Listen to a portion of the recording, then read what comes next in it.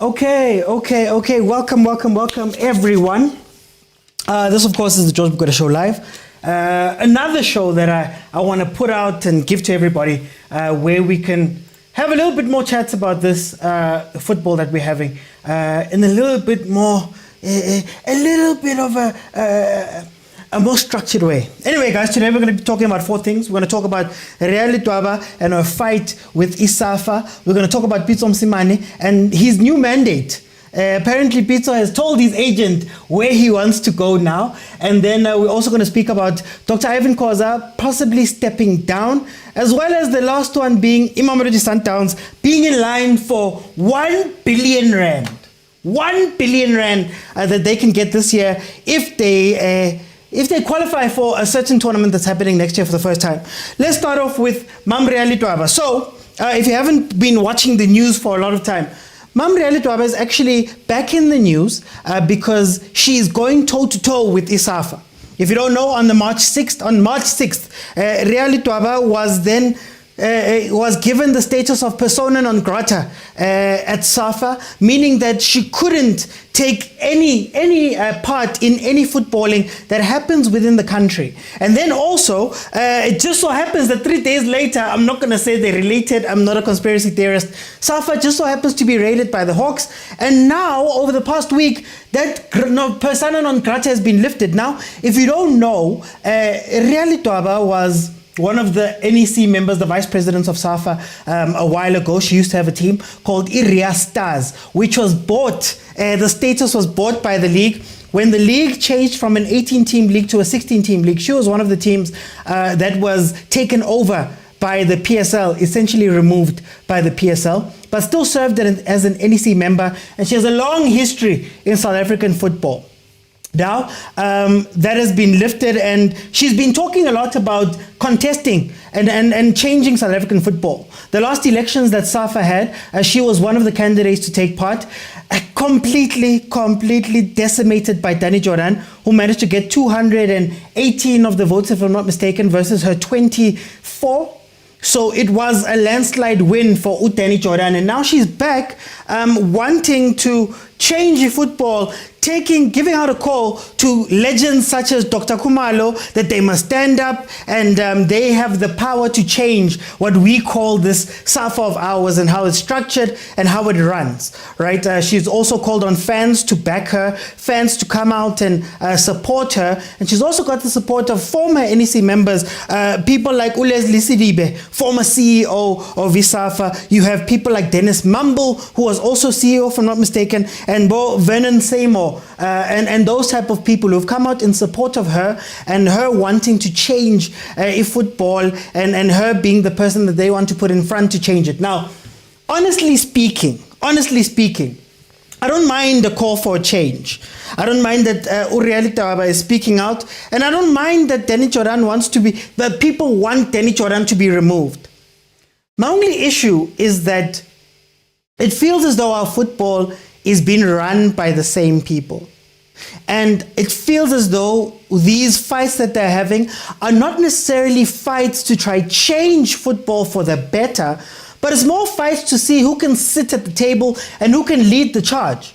If you remember correctly, Ria Ledwaba, Dennis Bumble, all of those guys were champions of Danny Jordaan when he came in. Were champions. Were people who were backing him, protecting him, saying that he's got a very good idea for football and he needs to do well. And they were the people who were behind him. Now it seems as though they've lost their seats at the table.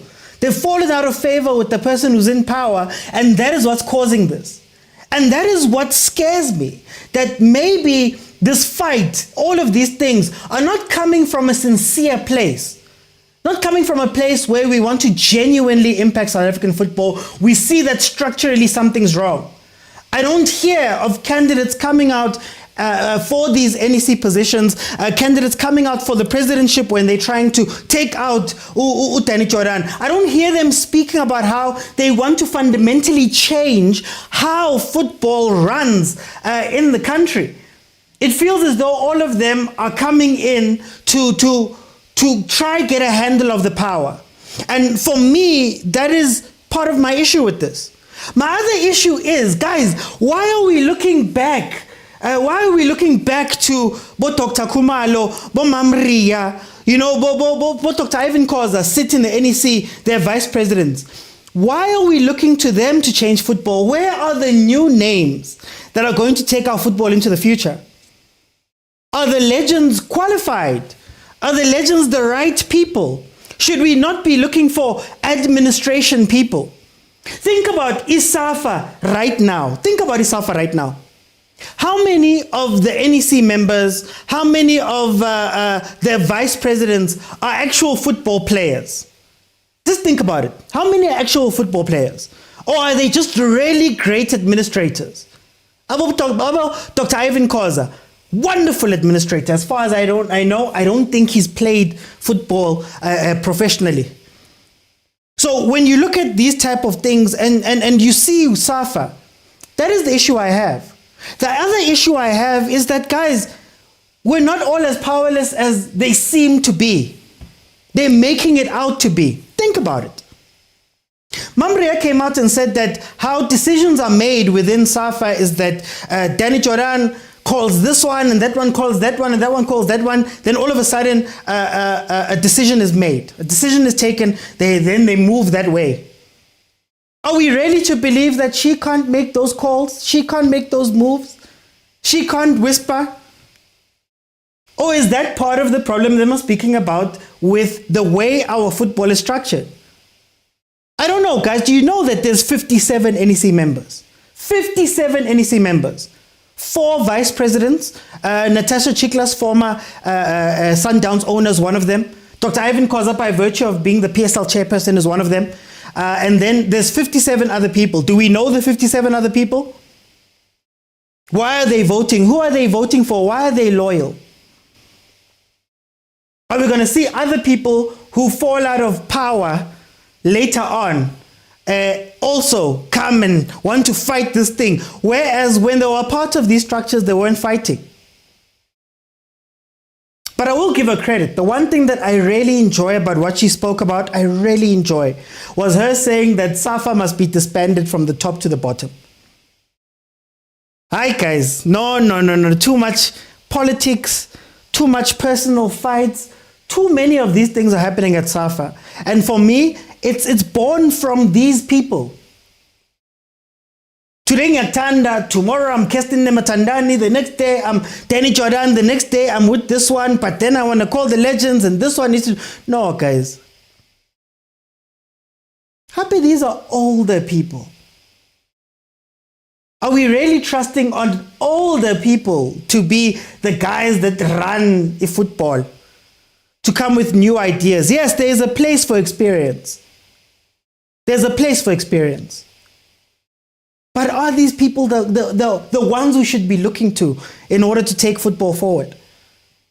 Have they not had their time? We're going to speak about Dr. Irving Khoza a bit later on, and him possibly stepping down and the things that are being said. But are they not creating room? Are they not creating room for new people to come up? Why are we not seeing that?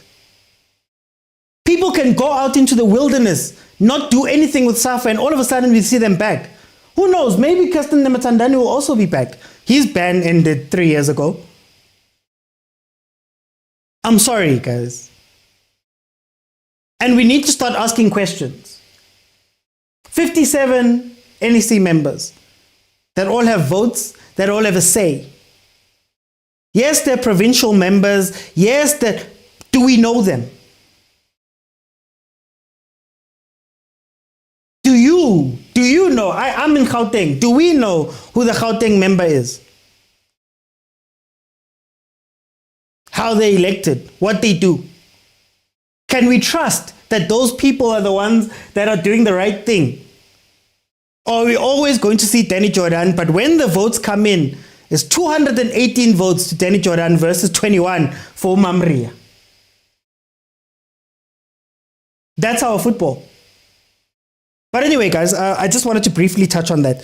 I think a change is needed. I just don't trust that the motivations for this change are good.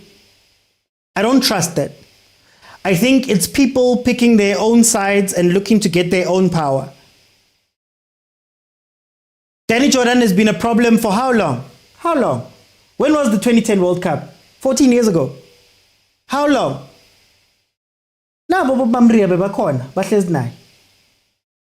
With all due respect. How do we know that they want a good thing when they were sitting through all of this time? You know, it's funny. It's so much like our politics in general in the country, where you sit back and you go, you've started a new party. Why have you started a new party? Is it because you no longer have a table at you no longer have a chair at the big table? Are you just disgruntled at the fact that you're no longer sitting at the table, or do you really want to change things? And are we calling for a system change, or are we calling for just faces to shuffle? Old faces. I don't know. But yeah, let's move on to the next topic.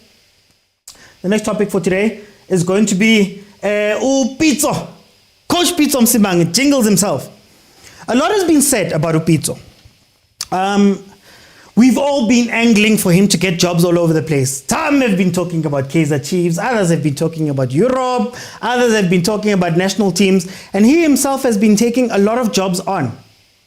3-time Champions League winner, very experienced head coach, but it seems like the football world doesn't necessarily want to embrace him that way.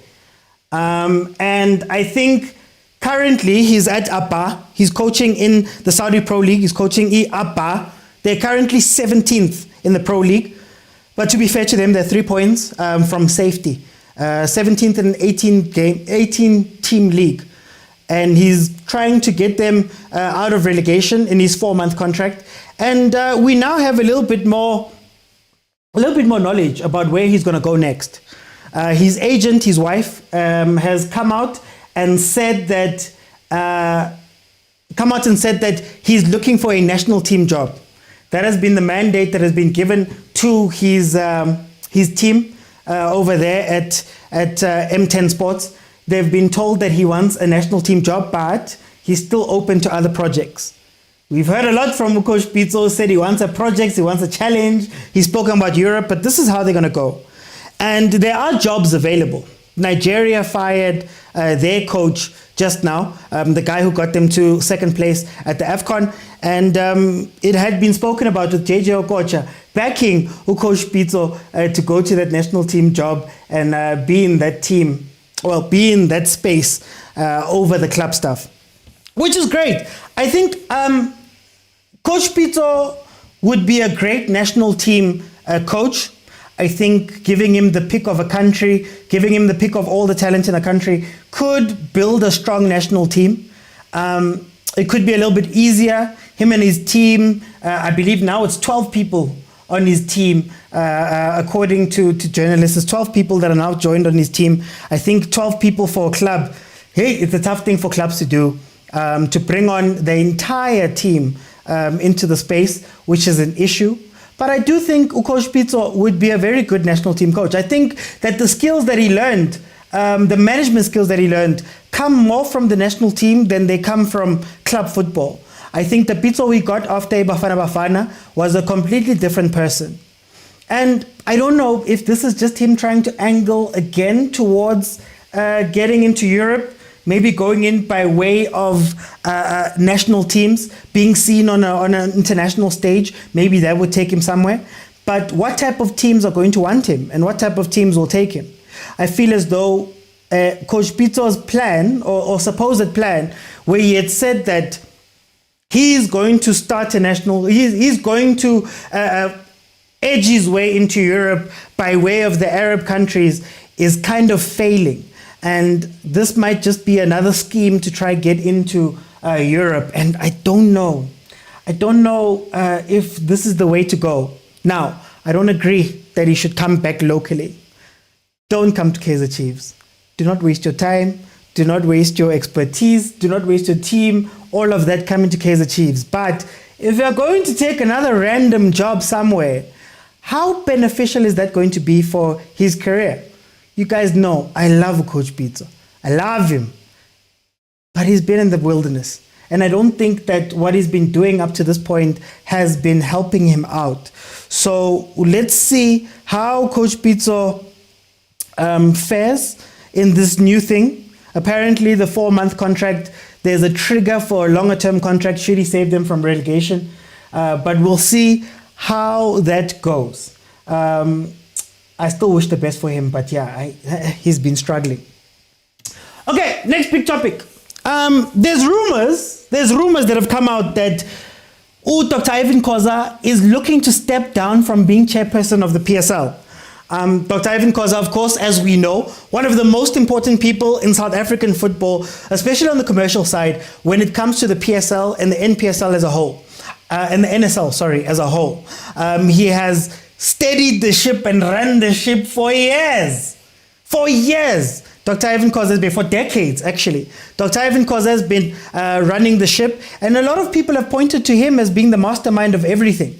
If you watched that documentary that they had, PSL, he was the one that flew over to Manchester. He was the one that initiated things with Dr. Kaizer when they were starting the PSL, flew over to Manchester to go figure out how to do TV deals, all of that stuff. Formerly being chairperson, I think it's now 21 years that he's been formally chairperson of the PSL. And now there's rumors of him stepping down. And what's interesting is that everybody's melting down. Everybody's scared. Apparently, one of the questions that they have is who's going to be next? That's a big question. Has the person who's going to be stepping in being groomed for this position? Have they had time within position? Are they going to be thrown into the deep end? Are they people who are currently existing in the NEC who are already old themselves? I mean, Dr. Kaizer Motaung is also in his 70s, if I'm not mistaken. The acting PSL CEO for the past 9 years, Omatu Madlala, is also very old, and she's got her golden arrows. Who's going to take over? And can that person take over for a very long time? One of the other problems that they have with this, and one of the concerns that has been brought up, is that it seems as though everything to do with the PSL runs through Dr. Irving Khoza. Everything. He's got the sponsors, he's got the connections, he's got the new ideas, he's got, everything runs to Dr. Irving Khoza. And you sit back and you go, okay, what happens when he lets go? What state will the PSL be in? I mean, just a couple of, I think it was last week, the Santos owner, Ghulam Ali, even though Santos is in the regional leagues, he said that he's scared. What happens when Irving Khoza leaves?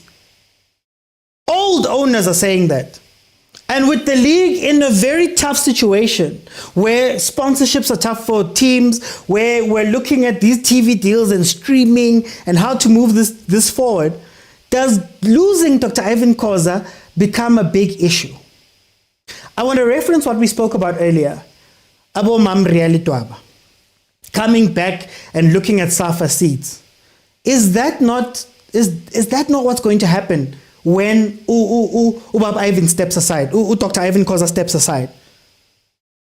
The PSL executive right now, as it stands, Stan Matthews, long-time member, is there. We still have about David Tiriela, Black Leopards owner.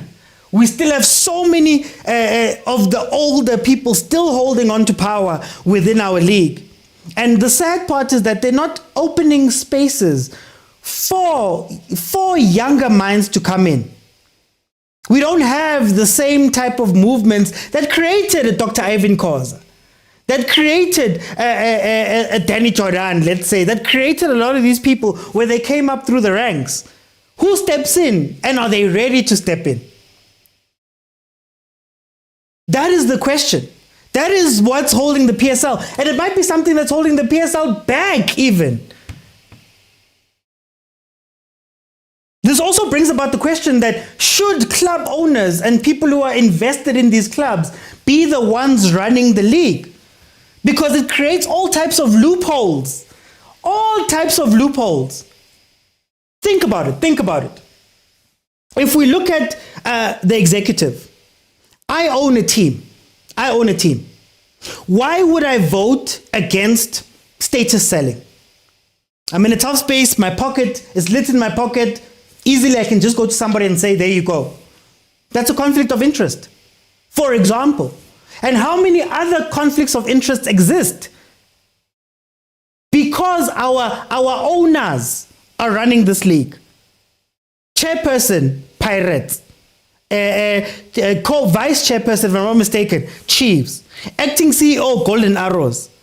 Executive, Cape Town City, Stellenbosch, we have Black Leopards, we have Sundowns, we have Supersport United represented there.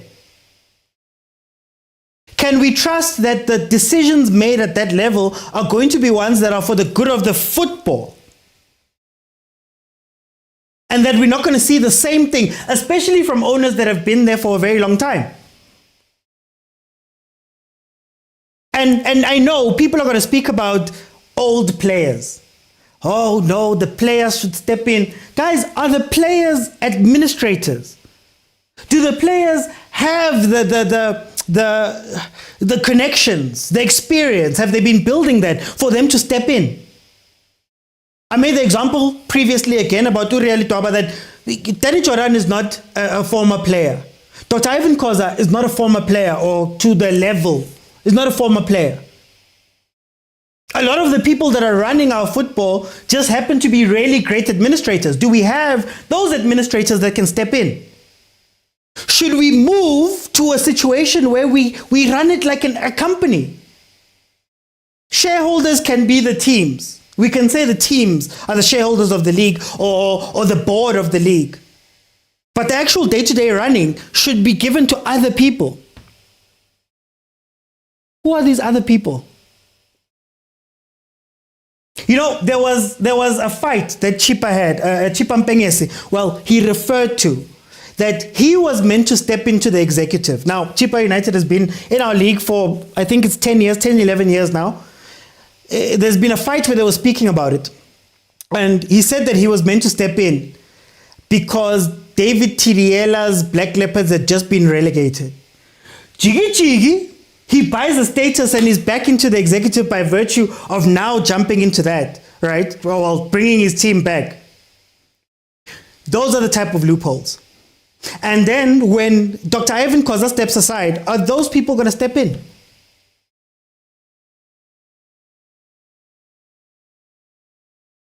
What is the succession plan of our league? If everybody's scared that the moment Dr. Irvin leaves the steering wheel, everything will go haywire, what is the succession plan? Why haven't we been grooming these people? You founded the league in 1996. You stepped in as chairperson in 2003. 1996 is what? 28 years ago? 2003 is what? 20, 21 years ago? In all that time, we haven't had people who could be the new Irving Khoza, the new Dr. Kaizer, the new everybody in our football. Who takes over Orlando Pirates when Dr. Irving Khoza leaves? We already see the struggle at Kaizer Chiefs. Is there no planning within our league to make sure that the next steps are taken? And what scares me the most is the older you keep it, the less new ideas come to the fore. I'm going to use a stupid example. I always use this example for those who watch the normal show. How many PSL teams have TikTok accounts? How many PSL teams have built relationships within their communities? Now you look at the PSL as a whole, the executive. How many? How many of those guys can make new connections? Even under Dr. Irving Khoza's leadership, think about what has happened. Black Label Cup, existing relationship. DSTV Prem, existing relationship with Supersport and MultiChoice. They haven't really been able to innovate past this point. And now they find themselves in a catch-22 where the guy who used to make the calls for you, the guys who used to make the calls, hey, Gunzima, guys, we need a new trophy. Hello, Kaling. Hey, Gunzima, guys, ABSA has just pulled out of the league. ABSA's pulled out of the league. We don't have a league sponsor. Who makes the call to SuperSport and MultiChoice? Already, sponsors are said to be jumping. Hey, they're in a tough spot right now. What happens immediately when he leaves? That's the first catch-22. You guys aren't ready. The other catch-22 is that he leaves and you're now going to have somebody learn in real time how to be a Dr. Irving Khoza. Boma, 40 years of experience that somebody's going to have to step in and know from stage one. You also have all the owners who are probably not going to want to change the system. I said it earlier about Ria. Nobody has come out and said, we want to change fundamentally how SAFA runs. Who's going to change? Let's say Lucas Khatebe is brought in, as everybody keeps speaking. Lucas Khatebe, Dr. Khumalo. Okay, Lucas steps in day one. Is he Irving Khoza? How long will it take him to get up to that level? How long will it take him to learn the administration side of the football? These are the issues. And it seems like it's plaguing all of our football, because even at SAFA, we're watching the same people, guys, the same people. No disrespect. Ria, Leslie Sidibe, Dennis Mumble, Vernon Seymour, all these people. Same gens. Who's to say you bring in Lucas Khatebe, but he doesn't become like Neil Tovey at SAFA. Neil Tovey is in SAFA. For so long, they've held on with no new ideas. And that is scary. That is scary. I'll say it one more time. I am scared that there's no succession plan and there's no innovation. The creation of the PSL, the creation of the TV deal, the creation and structure of all those things were innovative. Dr. Irving Khoza came with fresh ideas and went to go look elsewhere to go find them. Are they closing down? Are they closing down the pathways that create the new ones? That is all I'm going to say. Okay, guys. Lastly for today, for this first episode of this, we still have the normal show, guys. The normal show will happen at 7 p.m. Lastly, we're going to speak about a topic that I don't know might get some people angry. Mamelodi Sundowns, by virtue of being one of the clubs who could qualify for the Club World Cup, is in line. They're in line to get 1 billion rand within the coffers. The Club World Cup is expanding to 32 teams now, and that expansion is bringing upon a lot of money. FIFA is budgeting 2.5 billion euros for the whole competition, but just for taking part, you'll get a 50 million euros into your bank account, which is about $1 billion. Mamelodi Sundowns, by virtue of being one of the top teams in Africa, have 2 ways to qualify. Every team has 2 ways to qualify, but by virtue of them being perennial semi-finalists and finalists, they've gotten points that put them in line. Because Ahly and Wydad win all the time, they qualify by virtue of winning the Champions League over the past 4 years. And then there's spaces opening up for 2 other African teams to join in by way of winning the Champions League or qualifying via the points. So this is what Mamelodi Sundowns is going to be aiming at this year in the Champions League. If they can get to a semi-final, if they can get to a final, if they can win it, they will most probably be our representatives, one of Africa's representatives at the Club World Cup. This new expanded Club World Cup. It has its problems. Like, for example, it's 32 teams. Europe is sending 12 teams. whereas CONMEBOL, the South American guys are sending 6, then everybody else has 4, and there's an extra spot for the hosts, as well as, Oceania getting 1 and 2, which is already problematic. It's stacking the deck already, which I think makes it less competitive than it can be or should be, and they're just skewing it for themselves. But we've seen these things at the World Cup as well. But back to the point at hand, should we not have a conversation about how these so-called competitions that are opening up the world are going to benefit a lot of these teams far greater than what happens in their leagues? I don't want to make it a Sundowns conversation because that's too easy. I want to make it a league conversation. Look at Ahly, for example. Ahly takes part in their league, takes part in their local competitions, goes far in the Champions League, plays AFL, gets to go to the Club World Cup. How much money is that bringing in to a team like Ahly? And how then do you compete in the future with that team? Are we not handicapping other teams within the league by creating so many opportunities for teams to get, Ahly also play Arab Cups, for teams to be able to get so much money in comparison to what is available to their league? Already, Sundowns wins the league. That's, I believe it's 16 million? You win the AFL, that's 72 million. Or you take part in the AFL, there's certain monies, but then to win it, you get 72 million. To take part in the Champions League, to win it is 72 million. To come second, I believe, should be around 40.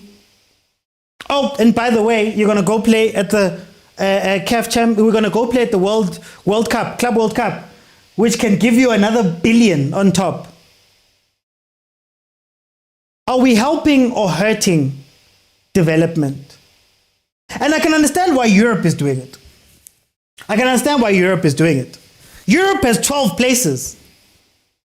Bo Real Madrid, Bo Man City, Bo Bayern Munich, they'll all qualify. It raises Europe's, how Europe looks. Plus, they've got great TV deals back at their leagues, even though you could argue the same, that they're winning the leagues by virtue of having money. But what does it do to the leagues at the bottom?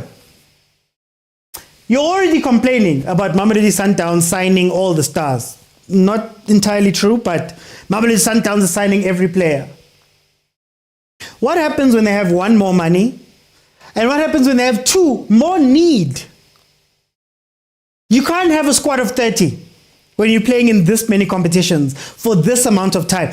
Club World Cup used to be 6 games, if I'm not mistaken, 5 or 6 games. If you are African and you go there and you go win it. Now, with 32 teams, it's going to be at least 8-10 games on top of an already congested place. Sundowns is going to need to go and buy more players. What are the repercussions of everything that is being done in football?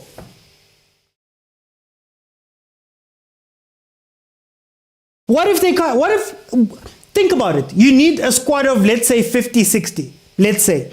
They all need to be quality because you can't palm them off to a lesser competition like normal. Right? Then think about the PSL and speaking to Sundowns, to be fair to Sundowns. You can't have a foreigner quota. Really. So what happens when we go forward? And again, guys, I don't want to make this about Sundowns and you guys say Sundowns is ruining the league and all of this stuff. That's not what I'm speaking about. I'm speaking about a club in Sundowns' position. They've positioned themselves to go and play AFLs, go and play CAF Champions Leagues, go and play Club World Cups. You cannot take them away from them. They've worked very hard to get here, whether you guys want to believe it or not. Now they're going to have more games. Nje, off the bat, it's already more games. Sundowns, as it stands right now, is playing more games. I believe they're in the top 10, if not top 5, of the most games played by teams in a year. Add more games for the World Cup. Asking them to not get better or not buy better just means that you're asking them to do us a favor when they've got bigger ambitions. But it's a club in that situation. What are the offshoots of all of that? Sundowns comes back with 50 incredible players to play in the league. Can you compete with that, I don't know, TS Galaxy? Are we not setting them up for failure? And this is part of the conversation that we had a few months ago where we spoke about things like the AFL. Shouldn't those monies and funds and all of that be directed towards building up other teams? Because as it stands, if you really want to compete with Sundowns, you're going to need an owner that's going to put that much resources behind the team. Credit to Tate Motsepe. He came in, Chiefs and Pirates, and them were dominating. He was like, no, I'm going to put so many resources behind this, and this is going to become a strong African team. Right now in Egypt, Pyramids is only competing with Al Ahly because one, they've got former Al Ahly members on the team, but also they've got incredible money behind it. I believe it's mining and things like that, where they've got incredible money. That's the only reason why Pyramids in 3-4 years is competing with Al Ahly, because financially nobody else can compete with them and they can actually touch Al Ahly's coattails. So does that not create a situation where owners are going to have to do that in order to compete? One, and how many owners are going to be willing to do that? Guys, think about how much money that Motsepe has put into Sundowns. Over he bought it in 2004, took over 2004, or majority stake 2004. So for 20 years, he's been throwing money down a hole, not necessarily making returns. So in order to compete with the greatest teams, let alone our infrastructure, Al Ahly, and all of those things, to compete with them, you need to have an owner who's got one, enough money, and two, who's willing to go through 20 years of building. 20 years of building. So I'm just saying that maybe we should look at these things and ask a bit more question. Maybe not for Europe, maybe for us as Africans. It's not to stop Sundowns or to handcuff Sundowns. It's to create opportunities for others. You think about the AFL structure. I've told you guys plenty of times how I would structure the AFL. My AFL would be an 80 team competition. 4 tiers of 20 teams. My AFL would have the top teams play each other fine, they go and play their thing. Then you have the tiers. So in a secondary tier, you could have your super sports. In another tier, you could have your chippers. And you could give them all chances to, one, play continental football. Let's be honest, some teams in our league will never play continental football, at least consistently. Some of our teams will never be able to leverage that continental king, the continental, I don't know, eyes, the visibility. Why not create a league for everybody to be able to play? Now the chipper from here can go play the chipper from Egypt, playing the chipper from Tanzania, assuming chipper's top 10. And that means that in that tier, you could negotiate your own TV rights, your own TV deals, your own league sponsors, And it might not be as much as everybody else, but you will be getting the type of monies that nobody else could get. And it's not going to rely on Sundowns doing well. Those type of things. Do you know why there's a conference league in Europe? West Ham has a big following that might never have seen European competition. Roma had fallen out those teams. But in any case, I don't want to make it about Sundowns. It's not for Sundowns to be less ambitious, for us to feel better. I think it's for the structure of all of these things to work so that Sundowns can be ambitious and can go as far as they want to go and work as far as they've worked. They've worked very hard, right?